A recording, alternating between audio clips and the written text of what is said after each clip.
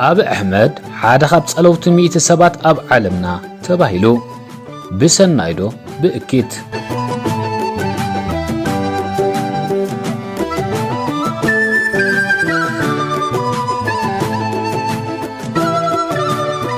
قداماي مينستر إثيوبيا أبي أحمد بتاوريت زخنت تايمز ماغازين حدا خابتهم صلوت 100 سبات ناي عالمنا تباهيلو مس 4 أفريقيان مزناتاتو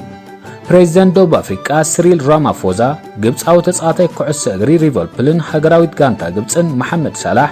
ደቡብ አፍሪካዊት አትሌት ካስተር ሰማንያን ጋናዊ አውፋሪ ፍሬድ ስዋኒከርን በመሕባር ተሰሚሎ ኣብ 2019 ሽልማት ኖቤል ንሓድሽ ቀዳማይ ሚኒስትር ኢትዮጵያ አብይ አሕመድ ሃገሩ ምስ ጎረቤት ሃገር ኤርትራ ነነዊሕ ዓመታት ዝጸንሐ ግጭት ንምቁራጽ ብዝገበሮ ጻዕሪ ሽልማት ሰላም ሂብዎ ከም ዝነበረ ዝዝከር እዩ أبي مس إرتراو مرحي إسياس أفوركي زجبرو ناي سلام وعل نتسفات السلام ناي تزوبات زنقا حكوان تنبرة نوكينات حد إثيوبيا جنا لام بازنس نسمم باريو زفلات تساتفت نايز حجي أما بل عسر توتشعت ورحوز ركب كينات حد إثيوبيا قبل علي إثيوبيا بزفت صموت شفا صوتاو متقعتن بهراو مصناتن عددا بوزح كستاتاتيوم كوينم زلو ኣብ ርእሲ እዚ ብዙሓት ኢትዮጵያውያን ብፍላይ ድማ ኣብ ትግራይ ዝርከቡ ዜጋታት ግዳያት ጥሜት ኮይኖም ይርከቡ ሽሕኳ ኣብ ወርሒ መጋቢት ነቲ ንኣዋርሕ ተዓጊቱ ዝጸንሐ ሰብኣዊ ረድኤት ናብቲ ዞባ ንኽኣቱ ብምፍቃድ ከፊላዊ ዕርቂ እንተኣወጀ ሱርበት ተኻዊ ፍታሕ ዘምጽእ ግና ኣይኮነን ብዙሓት ተንተንቲ እውን ካብቲ ቅድሚ ሕጂ ኣብ ሰነ 2021 ዝተገብረ ሰብኣዊ ዕርቂ ዘይፍለን እስትራቴጂካዊ ከም ዝመስልን እዮም ዝምግቱ بمسرت زدما أفريقيان سيفيلاوያን ማሕበራት ውድብ ሕብረት ሃገራት ዳግም ካልኣይ ሩዋንዳ ኣብ ኣፍሪቃ ከይተኸስተን ከሎ ኣብ ጉዳይ ኢትዮጵያ ጣልቃ ካኣትዋ ይልምን ኣለዋ እሞኸዳ ታይምስ መጋዚን ኣብ ኣሕመድ ሓደ ካብ ጸለውቲ ሰባት ናይ ዓለምና ክብሎን ከሎ እንታይ ዓይነት ጽልዋ ማለት እዩ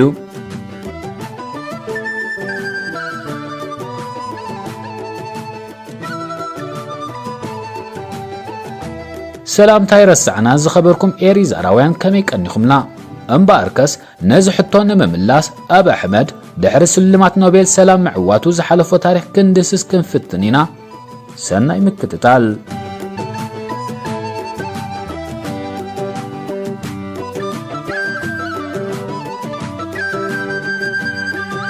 أبي أحمد ناب سلطان دحر ممصو أبي إثيوبيا بدحر زكايروم قلطفات لوطتاتن تبعت وسانتاتن كيصنحيو اب عين محبرسب عالم كاتون موداتو خا ناي 2019 عوت نوبل سلام كخونن زخاله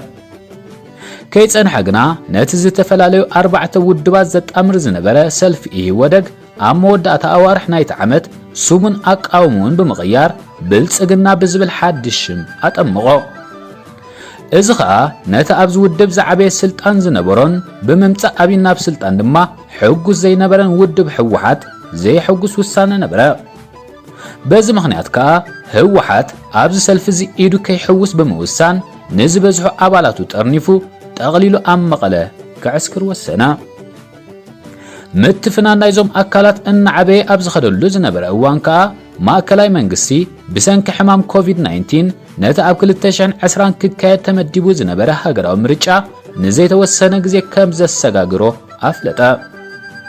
እዚ ውሳነ ኸኣ ነቲ ኣብ ትግራይ ዝነበረ ህወሓት ፍጹም ዘቆጣዕ ነበረ እቲ በሃገራዊ ኮሚሽን ምርጫ ዝተዋህበ ውሳነ ኣብ ኢትዮጵያ ዝኾነ ምርጫ ከካየድ ዘይፍቀድ እኳ እንተነበረ ሰበስልጣን ትግራይ ኣብ መስከረም 2020 ኣብ ክልል ትግራይ ምርጫ ከካይዱ ወሰኑ ከም ግብረ መልስኻ መንግስቲ ፌደራል ናብቲ ክልል ክኸይ ዝግብኦ ዝነበረ ዓመታዊ ባጀት ንኸይጸድቕ ወሰነን ኣብ ልዕሊ ትግራይ እገዳ ኣወጀን ነዚ ብምኽታል ኣብ መወዳእታ ኣዋርሕ ናይ 2020 ማእከላይ መንግስቲ ሓይልታት ህወሓት ኣብ ትግራይ ኣብ ልዕሊ ንዝርከቡ ወተሃደራዊ ማዕስከራት ፌደራል መጥቃዕቲ ፈጺሞም ብዝብል ክሲ ኣብ ኣሕመድ ኣብ ውሽጣውያን ማዕስከራት ብምቕራብ ኩናት ኣወጀ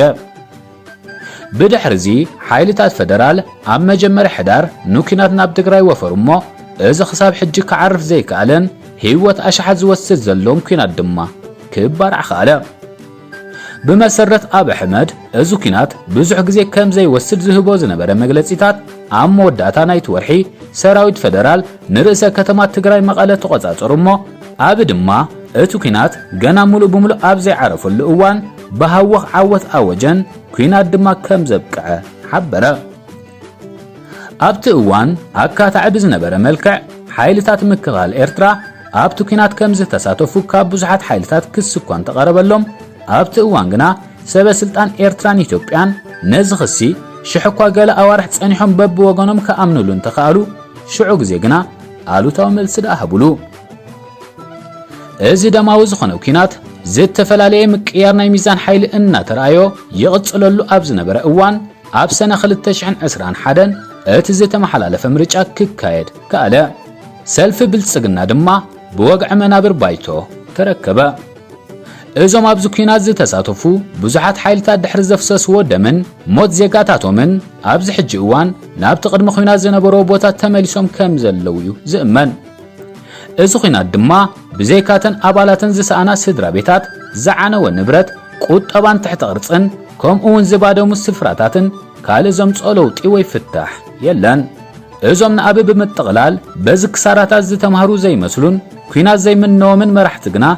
ገና ነጋሪት ኩናት ካብ ምህራም ዘዕርፉ ይመስሉን። ኣብ ኣሕመድ ከም ኣብዚ ኩናት ዝዓበየ ስልጣንን ግዝኣታዊ መሬትን ዝውንን መጠን ኣብዚ ኩናት እቲ ዝያዳ ጸላዊ መርሐ ምዃኑ ዘየማት እዩ። ንህዝብታትን ፖለቲካዊ ኣካላትን ኢትዮጵያ ናብ ሰላምን ዘተን ዝመርሕ ኩነት ንምፍጣር እውን እቲ ዝለዓለ ተኽእሎ ዘለዎ እዩ። እንተኾነ ግና ነቲ ኣብ 2019 ወሃብቲ ስልማት ኖቤል ዝሃብዎ እምነት ክበቅዕ ሲይትረፍ ብኣንጻሩ ኣብዚ ኣሰንባዲ ዝኾነ ህልቂት ዝተራእዮን ኢትዮጵያ ኣብ ታሪኻ ዝኸፍአ ዝኾነን ኩናት ሓድሕድ ከም ቀንዲ ኣባጓይላ ብምዃኑ እዩ ክሳተፍ ጸኒሑ። ንጽቡቕ ይኹን ንሕማቕ ድማ ኣብዛ ልዕሊ 110 ሚልዮን ህዝቢ እትውንን ኢትዮጵያ ብዘይ ጥርጥር ኣዝዩ ጸላዊ ዝኾነ ተራእዩ ተጻዊቱ።